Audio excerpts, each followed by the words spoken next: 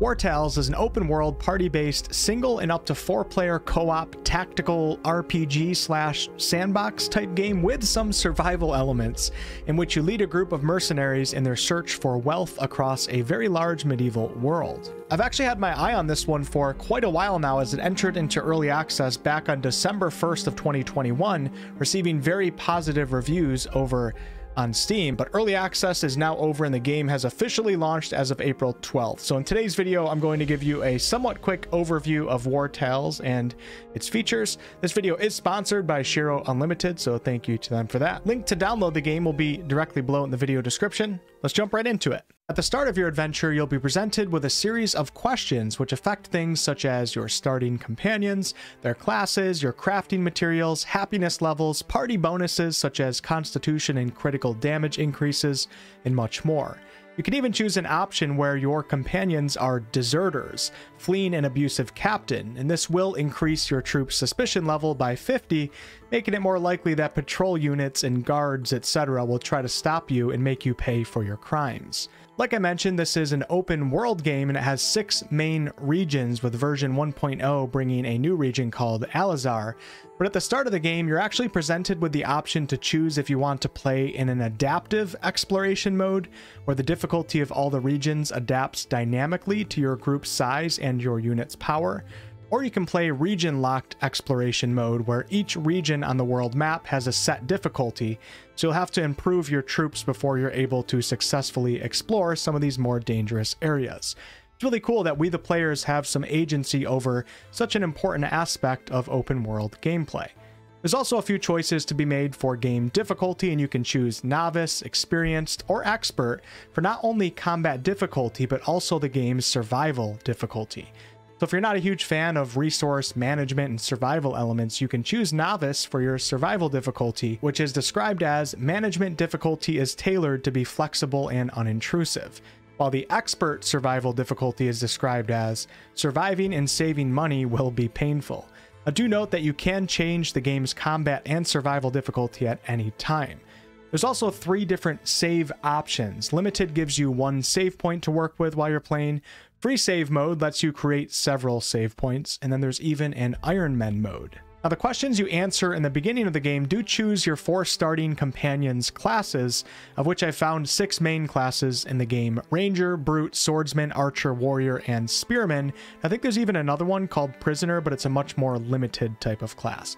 Now, each of these classes has their own specializations, which is kind of like a subclass choice, and their own passive and active skills. Check out this level 11 Archer Beastmaster that has a passive skill that allows them to control animals in battle. And this character also has a Taming Arrow skill, which applies fury to the targeted animal. Now, you do get to further customize your starting companions by naming them, messing a bit with their appearance, choosing their starting weapons, utility skills, and also traits, which range from Bloodthirsty, which increases critical hit chance, to Stocky, which increases a character's carrying capacity.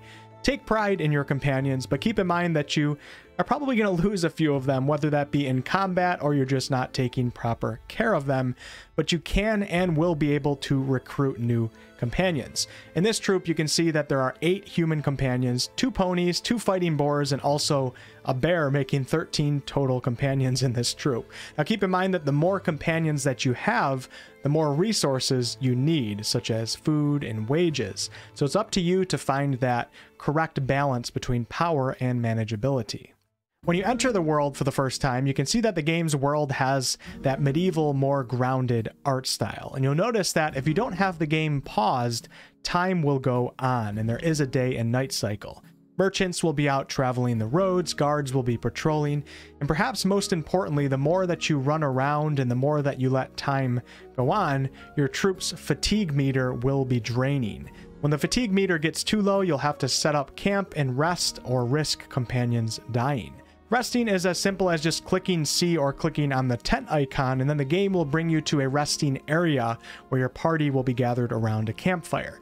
If you click on the campfire, this is where you not only feed your companions with food that you've gathered, cooked, or bought, but you can also turn wood into coal, pay your companions their wages, and of course complete your rest. Some areas are more dangerous than others to rest in, so be sure to look at your danger level before you risk a random encounter. On the top right of the screen, you'll see a smiley face icon, and this represents your troop's happiness level. If happiness gets too low, companions may start to leave your troop, while on the opposite end, the happier that you make them, the more special passive bonuses that they will receive, such as an increase in experience gained. You'll also have crafting stations at your camp, such as this early on workshop that you're given. And once you assign a companion to that particular profession, you can then craft all sorts of useful, very important items. With this workshop, you can make torches, lockpicks, fish hooks, rope, tents, hitching posts, cooking pots, camp chests, and you'll be able to discover much more blueprints the more that you play. You'll also notice that crafting these items does come with a material requirement. For example, if I want to make a tent, which generates a valor point and increases maximum valor points by 1, and valor points are used in combat for certain skills. To craft this tent, I need to have 6 leather, 6 cloth, 2 iron ore, and 2 rope. Now, these materials can be found and gathered in the open world.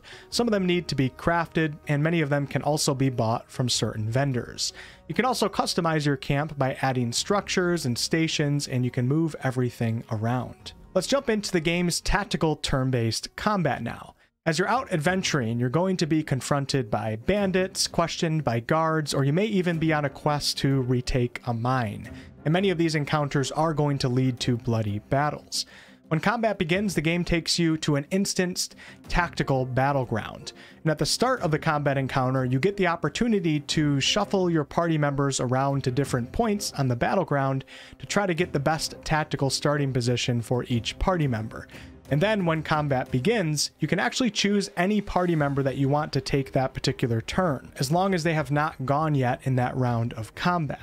So I can start here with my swordsman or my ranger, it's completely up to me. Once you perform a melee attack on an enemy that is not already engaged, that enemy unit can now only attack the party member of yours that engaged them in melee combat, unless they want to disengage, which procs an attack of opportunity.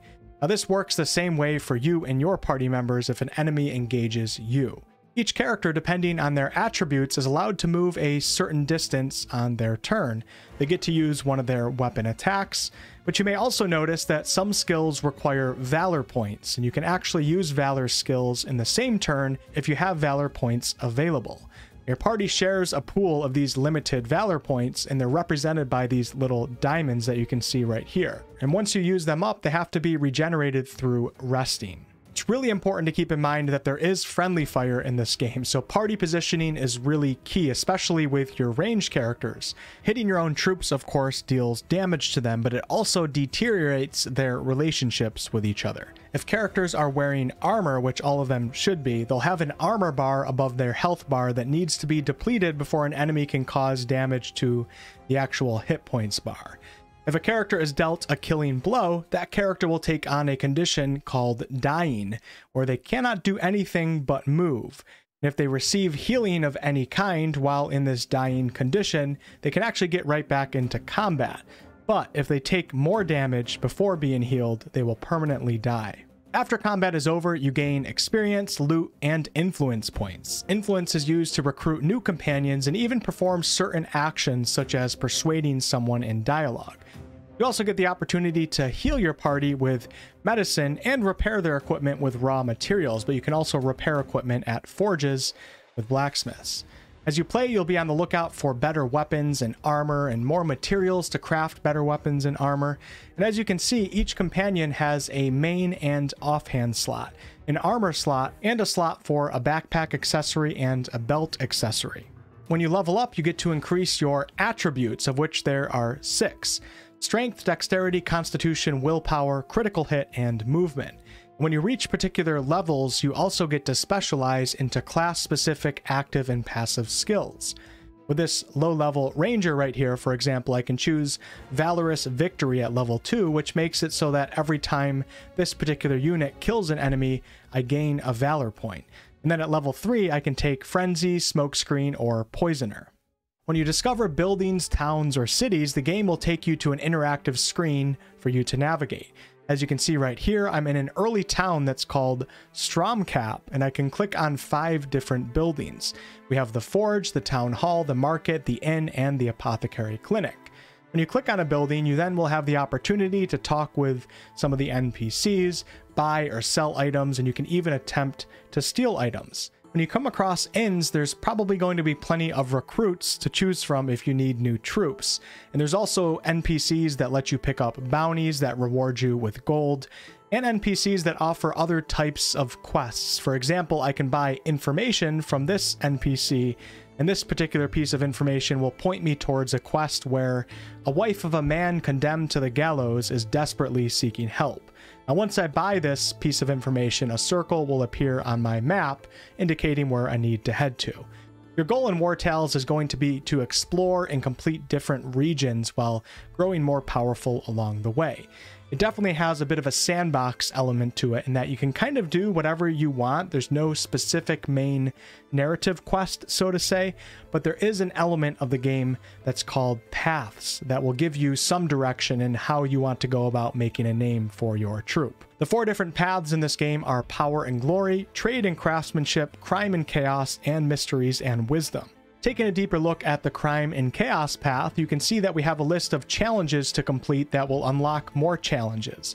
And this path is described as loathed by the gentry and cursed by the guard. The path of crime and chaos will take you on a treacherous journey. Both through raids, thefts, caravan attacks, and murders, you could well become the defenders of the common folk of the 5 kingdoms or their persecutors. All right, now let's quickly talk about knowledge points, which are earned by exploring.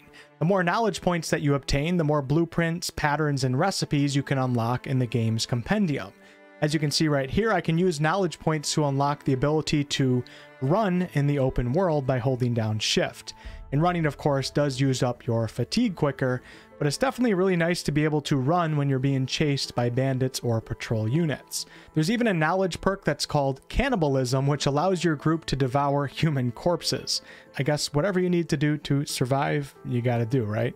I think. The compendium also contains blueprints and schematics for your workshop, anvil, cooking pot, apothecary table, and runes. So yeah, that's the basic gist of Wartales, and the more that you play, you'll find that a lot of the mechanics get deeper and deeper. If you guys would like to watch some pure gameplay of this game, I will leave a link in the video description of a recent non-sponsored live stream that I just did.